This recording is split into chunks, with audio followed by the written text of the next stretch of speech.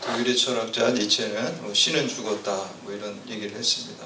거기에는 우리가 기독교에서 말하는 뭐 신이 죽었다, 그냥 무신론을 주장하는 것이다, 그런 요소도 있기는 하지만 더 깊은 뜻은 우리가 신이라는 건 절대성이잖아요.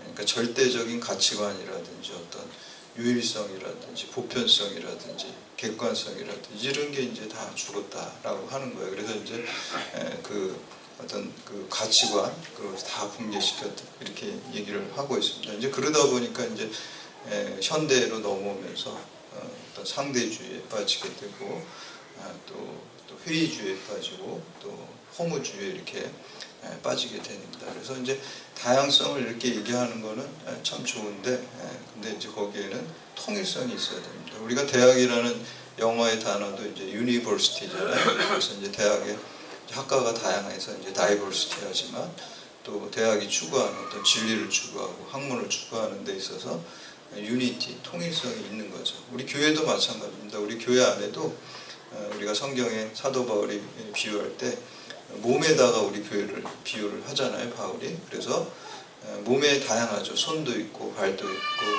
눈도 있고 이렇게 다양한 게 있어야지 정상이죠. 우리가 다 똑같이 손만 있으면은 어느 기관으로 우리가 보게 됩니까? 그렇죠? 눈이 있어야 되는 거고 또 눈만 다 있으면은 또 들을 귀가 없으면 안 되잖아요. 그러니까 다양한 게 좋은 거고 정상적인 거고 귀한 거예요.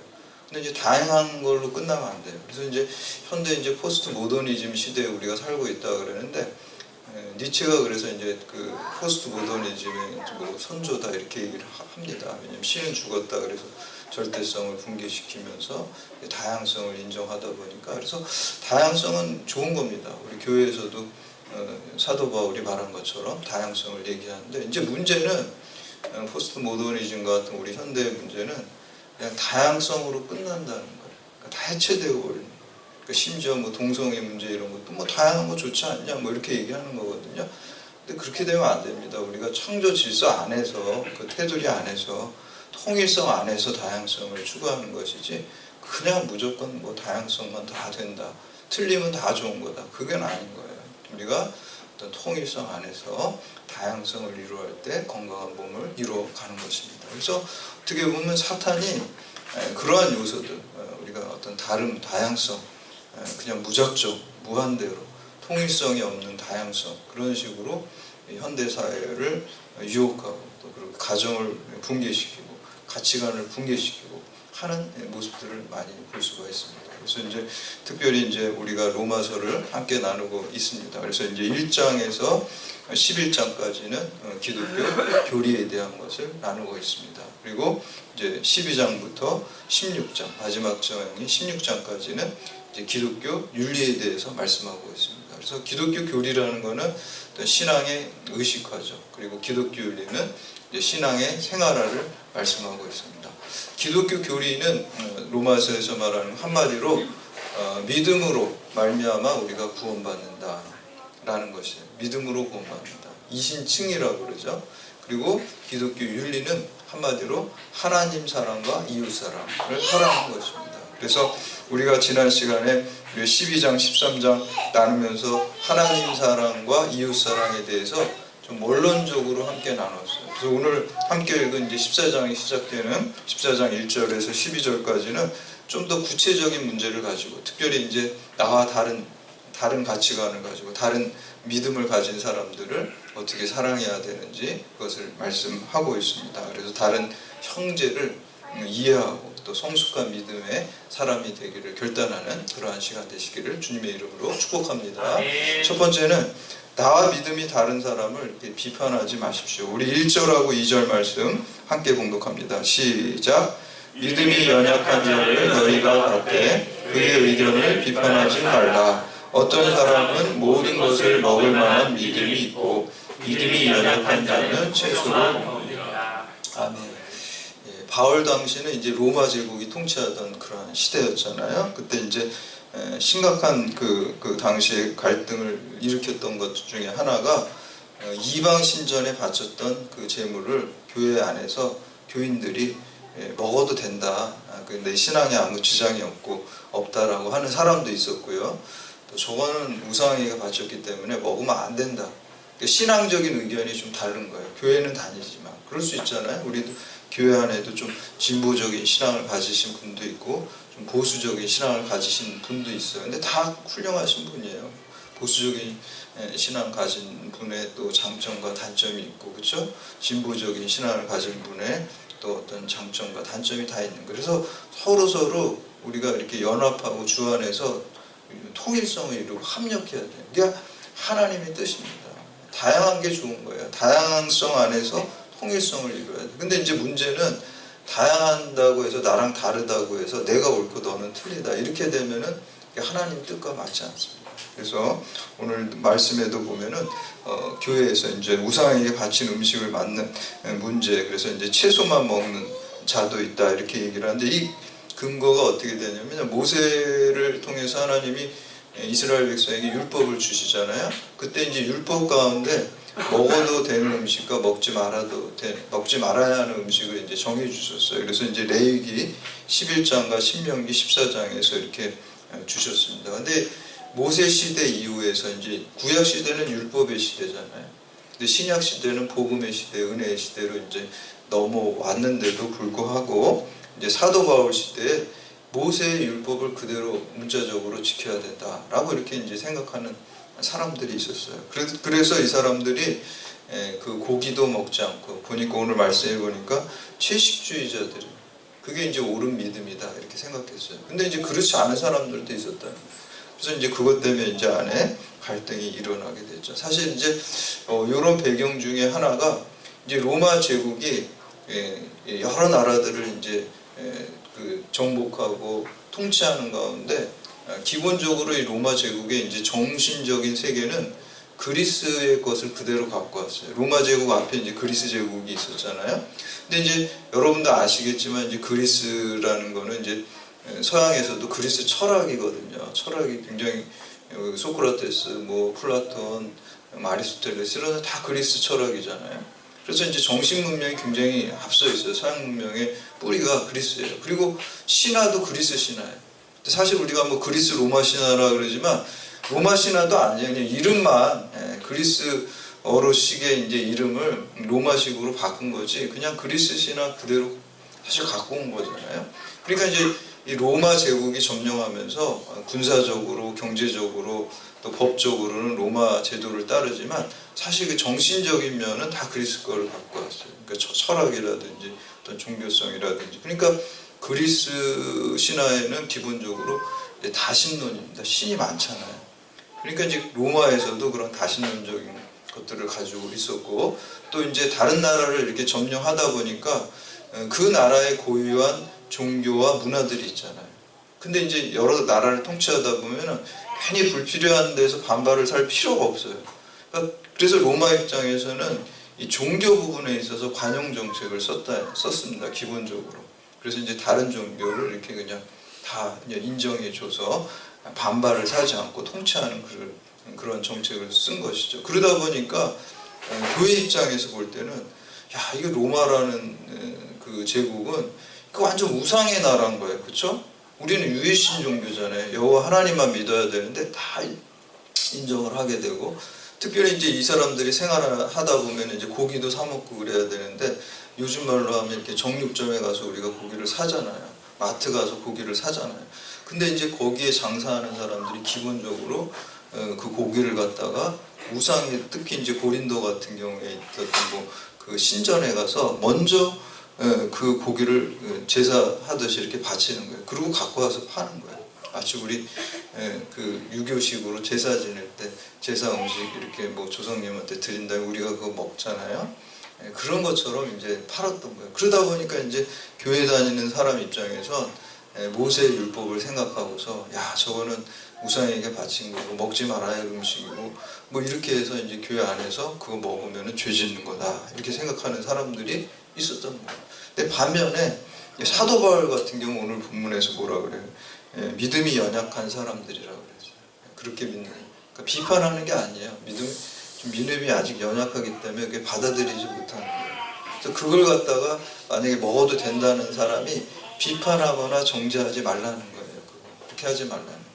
더 중요한 거는 그 사람의 영혼을 살리고 교회가 화합하는 게 더 중요한 것이기 때문에 그러한 의견 차이 때문에 정죄하거나 비판하는 것은 잘못됐다라고 이렇게 말씀하고 있습니다. 오히려 더 중요한 것은 바울에게 그 먹는 것을 먹냐 마냐가 중요한 게 아니라 하나님께 영광 돌리냐 못 돌리느냐가 더 중요한 겁니다. 그래서 우리 고린도전서 10장 31절에 너희가 먹든지 마시든지 무엇을 하든지 다 하나님의 영광을 위해서 하라. 그래서 여러분들 우리 그리스도인들의 모든 그리스도인들의 인생의 목적은 하나님께 영광 돌리는 거예요. 그래서 내가 하는 모든 일들이 이 일을 통해서 내가 어떻게 하나님께 영광 돌릴까? 여기에다가 우리가 초점을 맞추고 사는 것이 신앙생활을 하는 것입니다. 작은 일을 하든 큰 일을 하든 모든 생각과 초점이 오직 주만 바라봐야 될 줄로 믿습니다. 아멘. 그게 신앙으로 사는 거예요. 그래서 내가 디테일하게 뭐 이거를 먹었냐 안 먹었냐 이게 아니라 이걸 먹더라도 이게 하나님의 영광을 위한 것인지 이게 안 먹는 게 하나님의 영광을 위한 것인지 그렇게 해서 우리가 나아가야 된다는 것입니다. 그래서 우리가 예전에 저도 이제 우리 여기 대학에 있으면서 학생들이 항상 이제 술 담배 문제 많이 물어봐요. 목사님이 술 마시고 담배 피는 거 죄인가요? 이렇게 물어봐요. 그러면 제가 기독교 사전을 딱 보여줘요. 제 방에도 있는데 기독교 사전은 약간 좀 보수적이거든요. 거기는 주처 문제는 신앙적인 문제가 아닙니다. 이렇게 나와요. 신앙적인 문제가 아니라 제 말이 아니라 기독교 사전에 그렇게 나와요. 신앙적인 문제가 아니라 그건 문화적인 문제고 기호의 문제고 건강의 문제다. 이렇게 얘기하고 있습니다. 근데 우리나라 초기에 이제 미국의 선교사들이 들어와서 보니까 미국의 술 문화가 우리나라 술 문화는 좀 틀렸어요. 그러니까 옛날에요. 조선 시대 때. 그러니까 이 사람들이 막 술을 그냥 막 뭐 정신 나갈 때까지 막 먹잖아요. 그러니까 선교를 할 수가 없어요. 근데 서양에서는 뭐 그렇게까지 안 마시고 이렇게 교제용으로 수단으로 이렇게 하니까 그러니까 더욱더 이제 술을 갖다가 좀 하지 말라 이렇게 이제 강력하게 선교 쪽에 이런 요소도 이제 우리나라에 있었던 것입니다. 그래서 술 자체가 죄가 아니라 술로 인해서 파생되는 것들은 죄가 될 수 있어요. 예를 들어 술을 먹고 실수를 한다든지 술을 먹고 무슨 폭력을 행사한다든지 그런 건 당연히 죄가 되겠죠. 또 한 가지는 인박이는 게 죄라 그래요. 인박인 성경에 이렇게 나오고 있죠. 그래서 중독이 죄라는 거예요. 중독은 뭡니까? 내 마음대로 못하는 거잖아요. 컨트롤이 안 되는 거예요. 중독은 거기에 노예가 되는 거예요. 술에 노예가 되고 담배가 노예가 되는 건 죄라고 성경은 말씀하고 있어요. 우리는 누구의 노예가 돼야 되죠? 예수 그리스도의 노예가 돼야 되잖아요. 근데 다른 거에 중독돼서 거기에 노예가 되는 거, 인이 박이는 거는 죄가 된다라고 말씀하고 있습니다. 더군다나 하나님께서는 우리를 하나님의 성전으로 만드셨어요. 그럼 우리는 성전을 관리를 잘 해야 돼요. 우리 몸이 하나님의 성전이에요. 성령이 거하시는 전이에요. 그럼 성전을 잘 관리해야 되기 때문에 건강관리를 뭐 불가피하게 우리가 병이 드는 것들, 사고 나는 것들 그거는 우리의 능력 바뀌지만 우리가 할 수 있는 범위 내에서 최대한 이 성전관리를 잘해야 돼요. 여러분의 몸의 관리, 건강관리를 잘하고 하나님의 일을 위해서 쓰임받도록 해야 돼요. 근데 이제 술과 담배로 건강을 해치는 게 우리가 성전관리를 잘 못하는 것입니다. 그래서 그런 부분에서 이제 죄가 된다라고 얘기를 하고 있죠. 감리교회 이제 창시자인 존 웨슬리 목사님은 그런 얘기를 해요. 우리가 예수 그리스도를 체험하고 예수 그리스도를 구주로 고백하는 그 고백만 확실하다면은 나와 신앙이 의견이 다른 사람일지라도 나는 언제든지 합력의 악수를 청한다는 거죠. 그렇죠? 신앙적 노선과 의견이 달라도 우리가 예수 믿으면 그 다른 다양성 속에서 우리가 통일성이 있는 거잖아요. 예수 그리스도를 믿는 통일성이 있는 거잖아요. 그럼 합력한다고 이렇게 얘기를 하고 있습니다. 그것처럼 우리가 교회 안에 여러분들 예수를 구주로 믿고 예수 그리스도를 머리로 하는 우리 경찰대학교회가 다른 신앙적인 색깔이 좀 당연히 다를 수가 있죠. 부부 사이에도 부모와 자녀 간에도 의견이 다르고 성격이 다른데요. 그렇죠? 그럼 뭐 갈라져야 되나요? 그런 게 아니잖아요. 사랑으로 연합하고 주 안에서 통일성을 이루어서 합력하고 하모니를 이루어야 될 줄로 믿습니다. 그래서 오늘 그 말씀을 하고 있는 거예요. 나와 믿음이 다른 사람을 이제 비판하지 말라라고 이렇게 말하고 있습니다. 그래서 이제 멜데니우스라는 그 신학자는요, 본질적인 것은 일치를, 그러나 비본질적인 것은 자유를, 그리고 모든 것을 사랑으로 하십시오.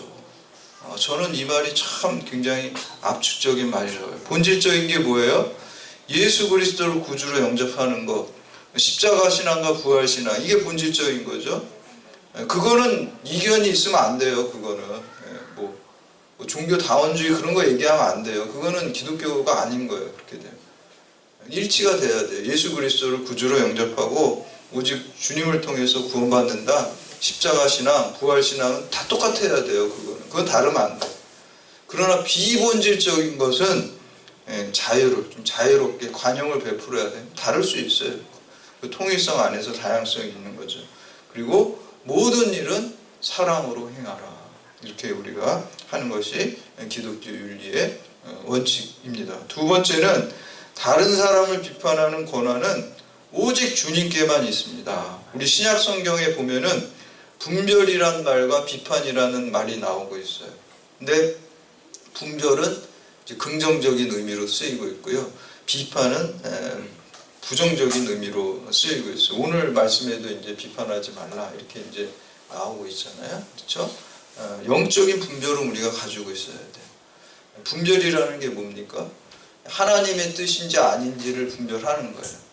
내가 지금 하는 일이 하나님께 영광 돌리는 것인지 아닌지를 잘 분별하는 거예요.